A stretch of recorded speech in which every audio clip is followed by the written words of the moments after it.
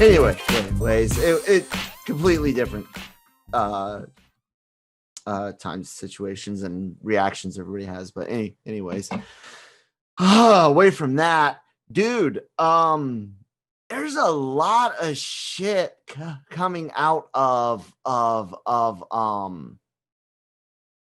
leakers these days, and it's almost reminding me of about 10 years ago when major leaks were a big thing. Spoiling was a big thing. I hear from people I've met through working at this website that 10 years ago this industry was completely different, and I'm not saying that it's heading down that same road, but we're starting to see a lot more. Am I wrong? Does it kind of feel like that again? It feels like people are rushing to be first, and even if they're wrong, they just go, "Oops, I'm wrong," and they, there's not as much accountability, I think, and although there's gonna be your threads and everything that keep some people accountable, and it's like, these dudes are a piece of shit because he's always with this crazy things or whatever. And then we know one person that don't like us very much that we call out every now and then. But I mean, like, is it that important? Is it? I've always hated it. I don't know. No, it's not that. I mean, business wise, is it that important to be first in our business? No. Do you know why? Because you and I, well, I'll say this. Before I started working for LRM, LRM was my primary source, but I also frequented other sites, but I went to LRM more for a reason. So being first matters a little, but once the cat's out of the bag, because the internet, we all get to cover it so quickly once we confirm with our own sources, or if it's an official release, whatever has it, you legitimately have people, they don't necessarily even follow websites. They might follow individual writers and or podcasters, regardless of what site they're on. So I don't really know if being, I guess maybe if you're trying to be first on Patreon and earning money that way, maybe. But in general, for primary trades, releasing news, I don't know if first matters as much as quality and accuracy. I agree with that 100%. Because then once you lose credibility, it's hard to come back from that. And then, I mean, granted, there's going to be times when your scoops are wrong, and sometimes shit changes sometimes. And sometimes it's not even your fault. It's just the fact that things happened along the way, and they made a change, and there's nothing wrong with that either. It's all part of the game. But I mean, I've seen some of the things that some of the contributors put on some of our lists on some of the things that they're hearing and some of the quote unquote leaks that are coming out. And I mean, a good, I think at 60-75% of them, I kind of like just roll my eyes. A lot of Star Wars stuff. Cam, you, myself and Mike all discuss, and we're just like, no, we're gonna hold on. We've done really good on Star Wars. We don't want to taint that one too much at all. We've done real good.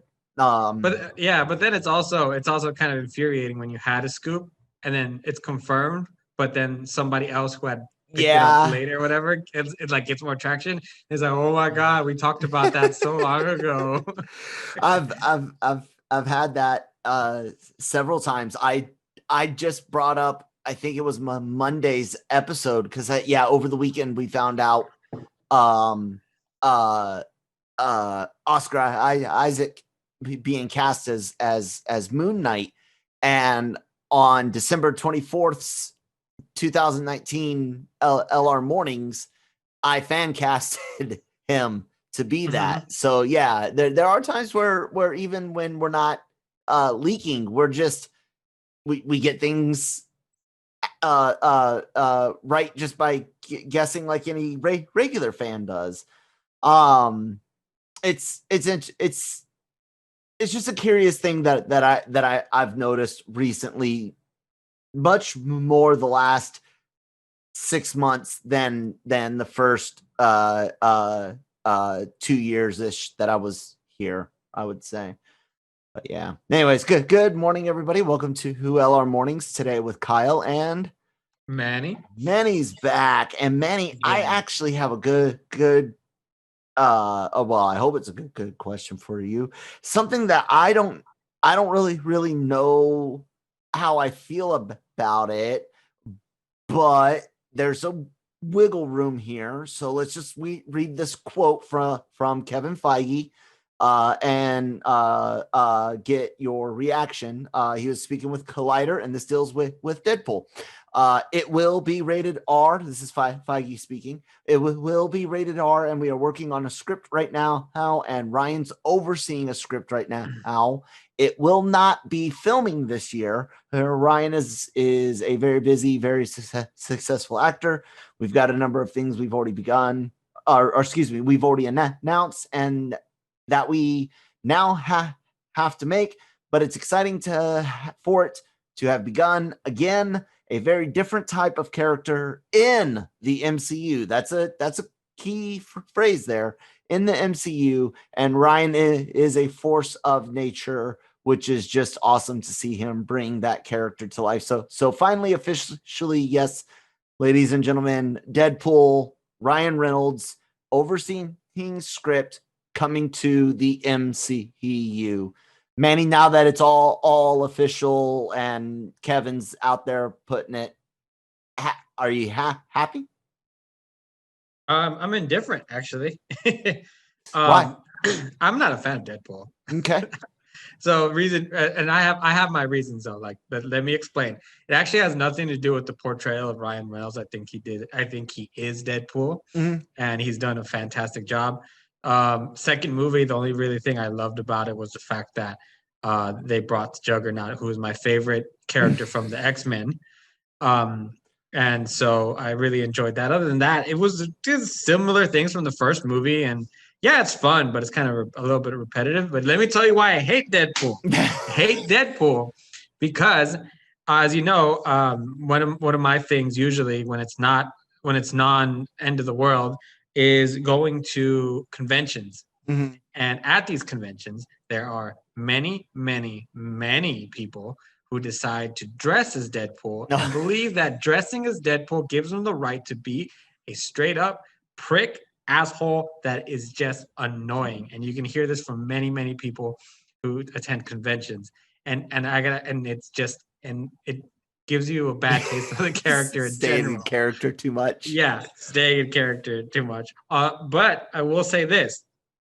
I am excited at the prospect of seeing Deadpool in the MCU, because I'm very curious if they would use something like Doctor Strange to blast him through a portal and then he just shows up somewhere. And it would. So go ahead.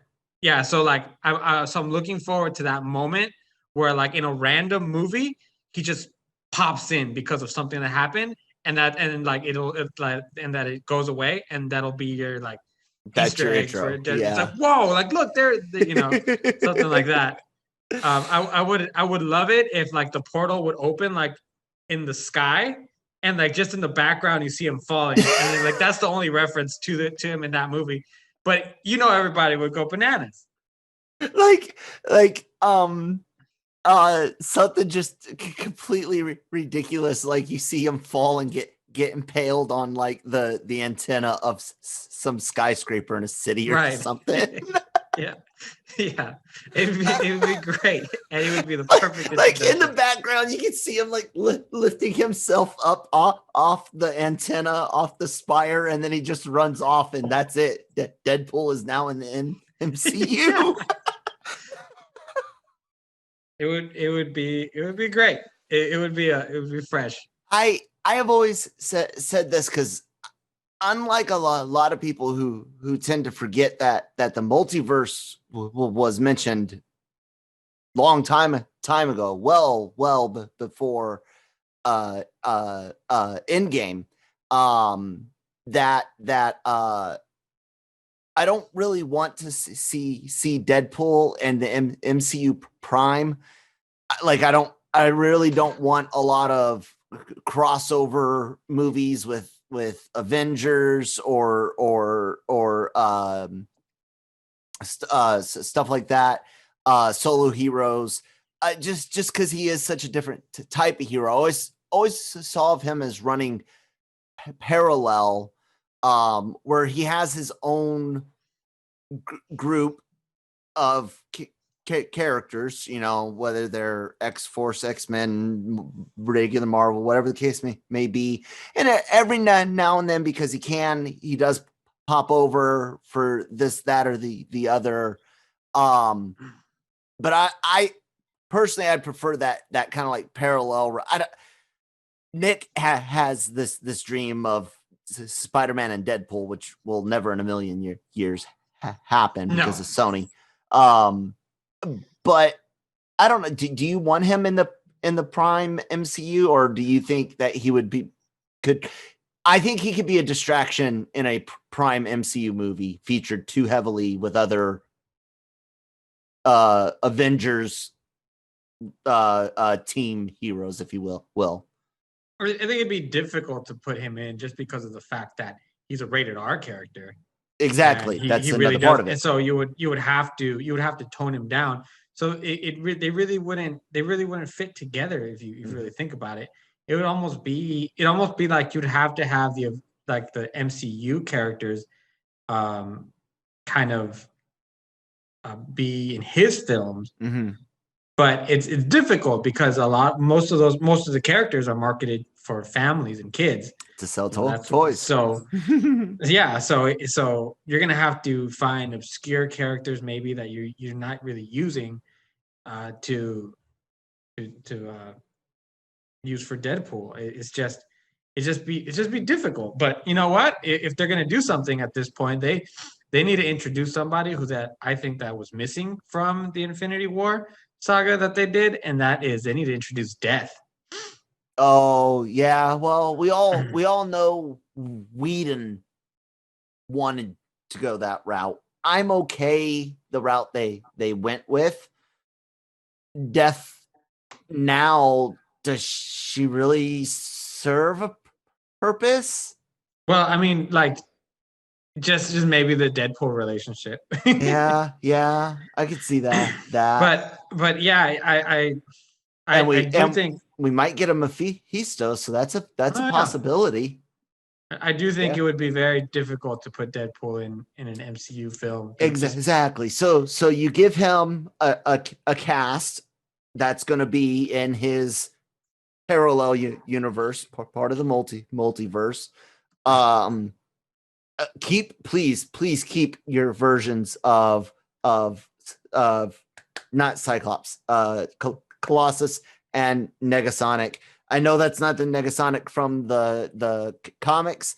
I didn't read Ultimate X-Men too much anyways, but I know that her outfit was very much Ultimate X-Men inspired, and it was the best X-Men costume on film ever, and it was in a Deadpool movie. It's hilarious to me. And you want to talk about getting I always want to say Pietro, but that's not it. That's fucking Maximoff. That's Quicksilver. But another Russian version of Peter, basically, is Colossus. They got him down so perfect, dude. So good. Yeah, they did well. They did very well. So good. So I want to see that kind of like parallel. Give them a group of people every now and then, when it's appropriate for some sort of comic relief to happen. I don't even mind the idea of him replacing the Stan Lee cameo guy for the main MCU movies that aren't Deadpool or Deadpool adjacent. You know, I could find that funny. I could be okay with that. Yeah, I'm just glad to see uh one more will they won't they thing that some people in our industry keep talking about and keep saying, oh, it's not happening, never happening, not going to happen. Okay, it happened. There you guys go. Relax. Yeah, at some We're point getting a rated R Deadpool 3. I mean, And at some point Ryan's they got to overseeing it. venture. What's that? At some point they got to venture into that Yeah. genre because they're doing sitcoms now. They got feature films. They got series in the works, Well, animated they things. already did. I mean, MCU technically already did the adult thing with the Netflix shows. So it's just a matter. It's just like I said, technically, because we all know they separated very much after. Jeff Loeb did a great job with those, and I personally even like the Hulu ones. The Cloak and Dagger I thought was great. A Cloak and Dagger was pretty decent. Not so much the other one. I forgot what it was called. I didn't watch Hellfire yet. Yeah, it's not very good. I didn't watch that one yet. Was there another? The Runaways. Runaways. Yeah, I didn't really. Yeah, it wasn't. But Loeb, man, thanks for all the good stuff. We'll remember that. Mm-hmm. Your time at Marvel TV, and your stuff on Heroes, and I'm sorry, your stuff with Red Hulk. I will forget. Everyone else can. I guess that was more popular than I remembered. I hated it, but whatever. I'm not a fan. So no, you weren't either. Mm-hmm. It was just no, and then Red She-Hulk, and oh god, no.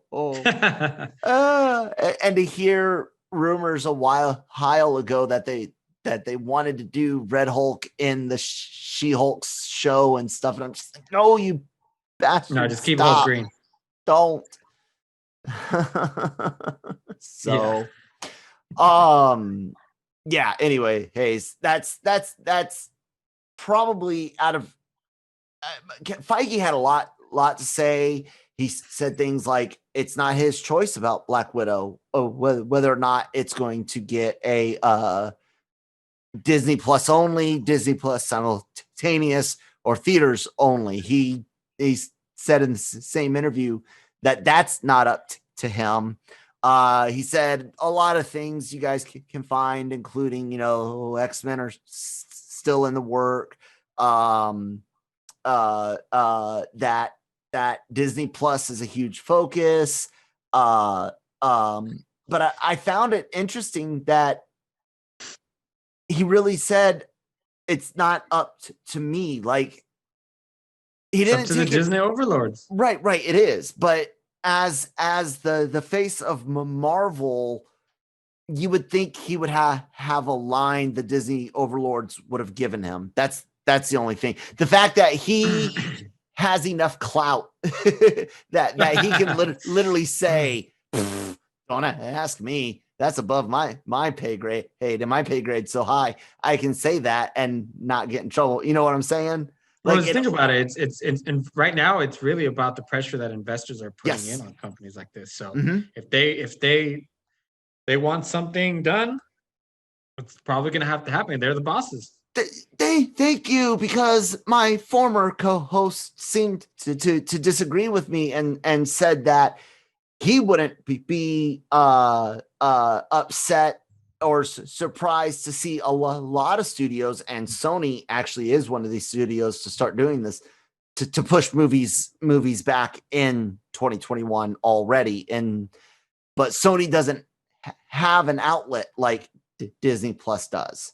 The thing also with like a movie like Black Widow and the Eternals is that because you have a Phase 4 clock now. Yes, a timeline. And you can only hold it back for so long before it becomes not necessarily irrelevant, but kind of confusing as far as where it sits.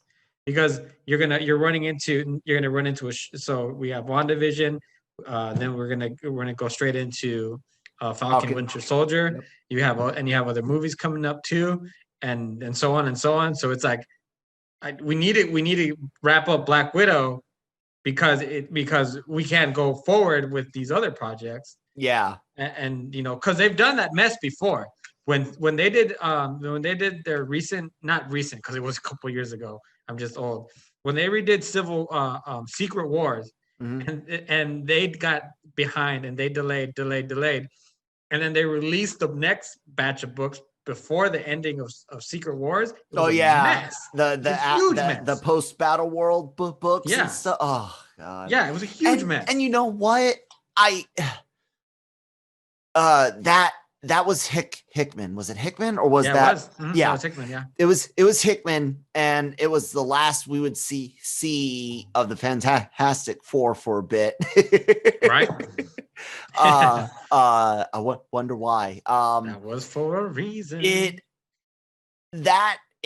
Ending using Molecule Man and Franklin and Reed together and resetting the multiverse, and then they still stuck with but we're going to stick with this amalgamed Ultimate 616. I don't know, Marvel and I stopped reading Kate books. I only read Doc Strange. I am Moon Knight as well. So yeah. So what I'm saying is, at some point, like Black Widow, like I think we've talked in yesterday's episode, or we talked that Florence Pugh is supposed to be the taking over the mantle for right Scarlett Johansson. So she can't really do much going forward if she hasn't finished. We haven't seen it yet, so it would be confusing to see her in that role when we haven't yet seen her. Yeah, which there was a lot of theories as to why Falcon and Winter Soldier and Scarlet and Black Widow kept being pushed, and there was that theory that things had to be seen in Widow first before you could see Falcon, and either they recut it or change some scenes around from the show to the movie, or vice versa, because we are, at least as of now, going to get Falcon and Winter Soldier before Black Widow. But I do think it's kind of interesting and telling potentially about the connective tissue for Sony's Marvel films, because they pushed Morbius back to October. Mm-hmm. And we also know that they've got oh god, I don't even want to, I'm just going to call it Venom 2. Second stupidest subtitle next to the Dawn of Justice. But you've also got Venom 2 and Batman versus Superman Dawn of Justice. That was a really dumb subtitle. So is Let There Be Carnage.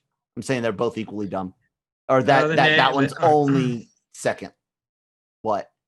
Yeah, I mean, the name wasn't that bad, but I know not the Dawn of Justice. I like that movie.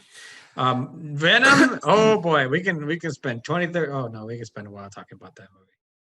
Did you like it? No. Good. I hated it too. You've heard I've given you my China stick on it. That's right. I believe I have. Yeah. But with Morbius moving, it kind of makes me wonder how much connective tissue is actually in Sony's films versus Sony connective tissue in Marvel films. You know what I'm saying? I don't think there's much. I think other than Spider-Man, I don't expect much to really translate over to Sony. Right, but what I'm saying is, with the fact that they're using, and it could just be that one cameo, a prison transfer of Vulture and all that. And the rumor of a Spider-Man Venom cameo since the first one was filming. is still a possibility. Moving Sony not having an outlet to release its movies really makes me like you said, other than Spider-Man showing up in it. But if you don't explain how Spider-Man can show up in that shit in time, Sony could be in a bad situation if theaters don't open, is what I'm getting at, because they're already pushing movies back because they don't have a release vector. Do you see them making a deal with one of the streaming services to release movies if theaters remain closed or not viable? I don't know. That's a good question, because, and not just for their Marvel stuff, just Ghostbusters, Sony Pictures. Well, I know that for Monster Hunter, they did have a theatrical release before they put it on demand or anything like that. They didn't go straight to streaming. Nope. So I guess it we're with 2021 vaccines coming out and blah blah blah. I guess right now is really when, in the beginning of the year, you kind of just your last stand as far as wait and see. And I think if by May, June, we don't see anything happening again this year, which would, Jesus Christ, please, like, anyway, I think you'll see a lot of films that were supposed to come out in early 2020 start to make their way onto streaming services, or at least Sony, PVOD at least. I mean, Paramount has been selling films left and right to like Amazon and stuff, like Coming to America 2. That went straight to streaming, and then they made a deal with another film. I don't remember what it was. Was it? Anyway, they're doing it too, and some people are just lucky to have their own streaming services. So Universal has Peacock now, so don't be surprised if you see something pop up there just in order to get a little bit of traction. Yeah, that's true. It worked a little bit for with Wonder Woman 84, just because of the hype of it being of his predecessor. So and now Marvel has that, and I like that what Feige said on Sunday, is that they have the ability to pivot and to move things around. Yes. And when anything happens, we can adjust. So they didn't have to release a movie because of the fact that they have TV series that they were able to speed along, and now we get WandaVision this week, and we're going to be happy for a while. Yes. So yes. I don't know that, but you're right. A lot of those, Spider-Man, Morbius, and whatever else they're cooking up over there with Venom, they're in a tough spot, because I wouldn't even put it past them to try and sell it to Disney and do like a Hulu deal or something. They almost have to. What's interesting is Morbius went from March to October. Carnage is still sticking at June 25th.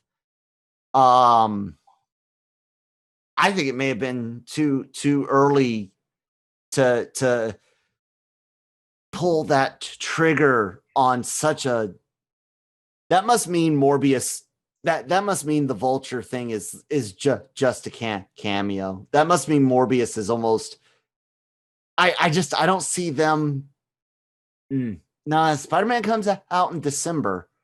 I guess it could still have tissue. I don't know. It's weird. Fuck Sony. I don't even want to talk about that. Yeah, their handling of superheroes, not the greatest. I just Aunt May spy movie, Black Cat, Silver Sable. No, we're gonna put them together, and Madam Web. Everyone wants to see old lady on life support. That's what we want in a movie. Fuck you, Sony. We want you know what was great about Ghostbusters 1? All the kids stuff. So that's what we got wrong in Ghostbusters 16 was we didn't have kids in it. Get the Stranger Things kid. He wore Ghostbusters costume. Fuck you, Sony. But I'll take a PS5 though. Anyways, Manny, yeah, it's gonna be interesting because the one thing I told Jammer, he disagrees with me, and Sony's showing that at least one group is willing to at least push things back to at least give the opportunity for theaters. I just, dude, people got to get paid. And movies got to be released so that sequels, spin-offs, other parts of a universe, other projects, directors, photographers, sound designers that are still being held on because we're still doing post-production, be on call for the shit's got to start getting released somehow, some way. And if we want, as consumers, if we want stuff to be in 2022, we might have to be okay paying for some of this stuff and not getting it all like HBO Max and Warner Brothers promised. We might have to pay for Black Widow, Shang-Chi, and the Eternals, and I am okay so long as that means I'm still going to get the rest of my Marvel movies later on, you know?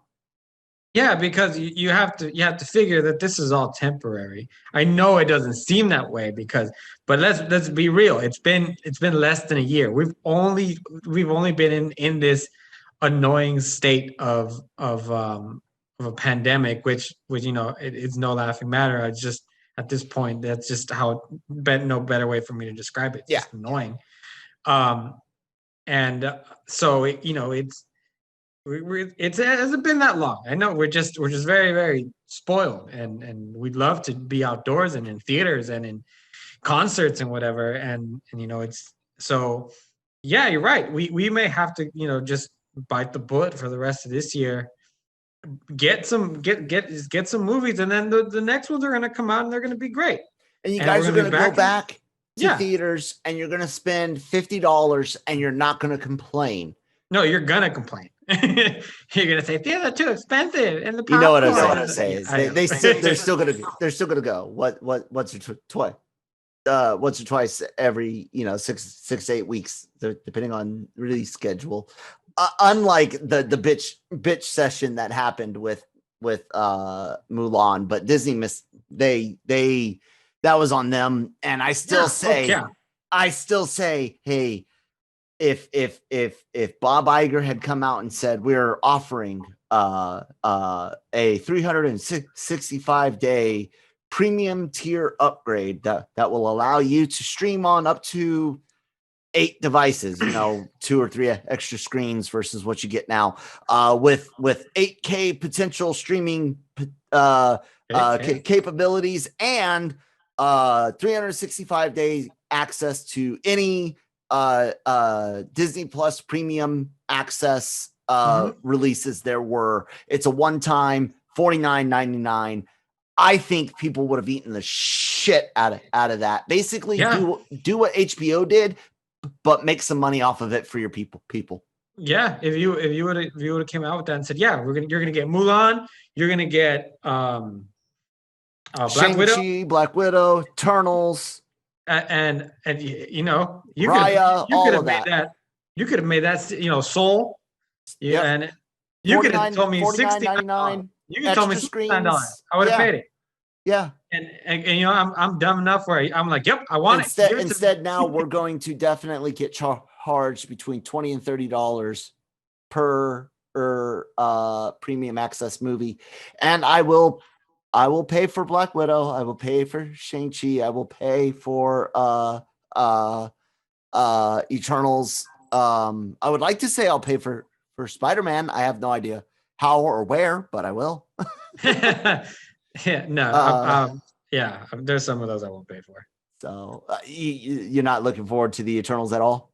I could care less about the Eternals. What if it just that trailer just comes out and it's like Guardians of the Galaxy, kid? Am I gonna end up watching it? Yes, but I'm gonna get somebody else to pay for it. I'm not paying for Shang-Chi either. We'll do an LRM watch party or something. You'll trick one of us into getting it that way. It's nothing against them, but there's some movies I just they were smart in choosing that though, because I'm telling you guys, every last thing that they could reuse from that planned 2019 Inhumans movie went into Eternals, from costumes to sets to lines of dialogue. Everything literally went from Inhumans 2019 to Eternals. But anyways, thank you guys. I just interviewed the actress who played Medusa last week. Oh, really? On the show? Swan? Yeah. That's actually, I'm gonna put that up, but it's gonna be out today or tomorrow. So yeah, she's very nice. I thought her character was cool, but I thought it was God damn it, did they I was like, you budget mother effers when they cut her hair in order not to have to do the hair. I was like, you guys, that's when I stopped. And I was like, all right, I'm done. Anyway, that's a whole other. Yeah.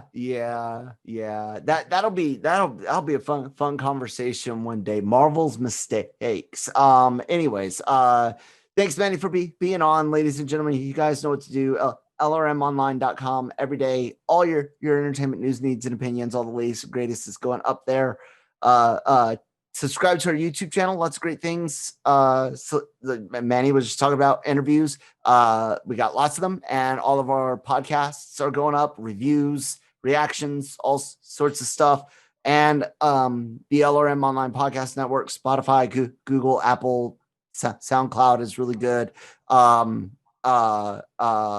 Subscribe there. And we've got 10 shows a week going on right now, guys.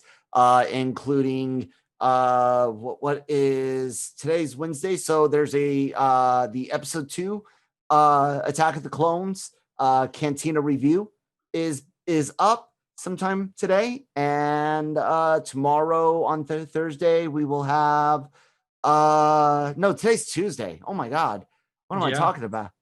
Jesus, tomorrow will be the Cantina review replay with Attack of the Clones, and then No Mercy, Cobra Kai episodes 4, 5, and 6. Friday, the Cantina, along with Breaking Geek Radio, the podcast. Manny, where can people find you at online? You can find me on Twitter at LRM_Emmanuel. You can find me on Instagram at riddlemetthis_510. You guys can find me at that Kyle Malone on Twitter, at that one Kyle Malone on Instagram. Thank you very much for listening. We will talk to you tomorrow.